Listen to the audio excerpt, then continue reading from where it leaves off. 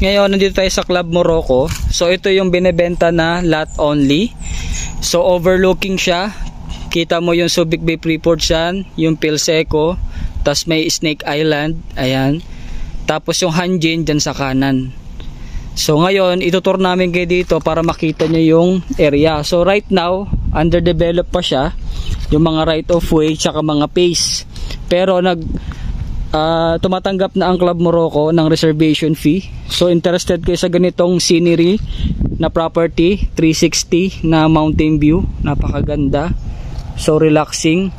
Tapos ito yung Snake Island, Pilseco, Grande Island, ito yung Hanjin. Tapos yung Subic Bay Freeport Zone, ayan dyan, tsaka yung Olongapo City. So located dito sa Subic, Zambales, ayan. May mga mountain view po kayo dito. Yan, dinedevelop na po siya.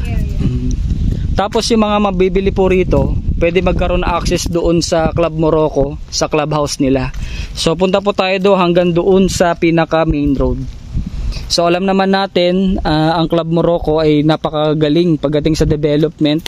Under siya ng Santa Lucia developer. So ito po, open terms po ito. Pwede po sa in-house financing, bank financing.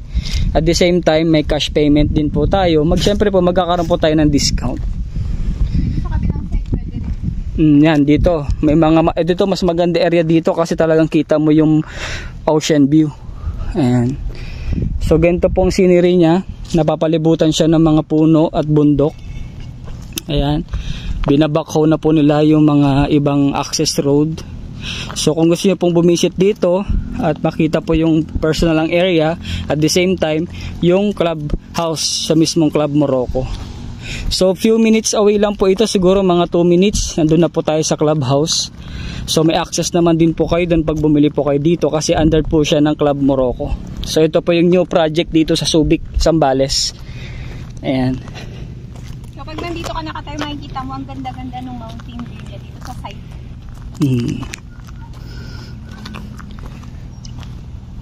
Gusto bang bumili dito? Ayan. So malaki po yung project na ito. Napakaganda. Napakalapit din po sa public market. Siguro mga 1 minute andun na po kayo. At sa town proper mismo ng Subic, 2 minutes lang po. Saka maganda dito, maganda yung daan niya sa Nairobi Road. Ito, pupunta po na po tayo dun sa pinaka main road niya. Malaki pa tong project ng Club Morocco na to, napakaganda. So yun po, may mga residensya po doon. Tapos dyan po yung area ng Club Morocco, yung may clubhouse. So soon, magkakaroon din ng pinaka clubhouse itong pinaka phase na to. So stay tuned lang po kayo sa mga development. I-update po namin kayo dito sa channel na ito. So yan, yung nakikita nyo po yung kotse, dyan po yung pinaka main road. Ang ganda dito, para ka na sa Baguio. May mga pine tree. Sa daan nga makikita mo pala, ang dami mo nang madadaanan na pine tree. Napakaganda, so relaxing. Kaya kung gusto mo ng peaceful na environment, perfect po ito. Napaka-safe talaga ng lugar na to, kaya worth it naman invest property. Ayan, so nandito na tayo sa main road. So ito, Club Morocco pa rin po yan.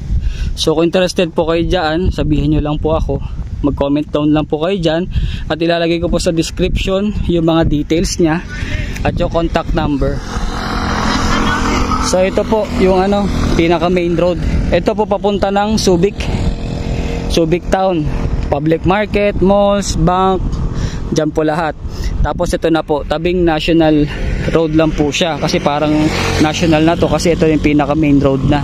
So ito po yung magiging view nyo, parang dito pa lang po makikita nyo na yung view. Ayan. So yan, Club Morocco Phase 2. So yun lamang po sa mga interesado.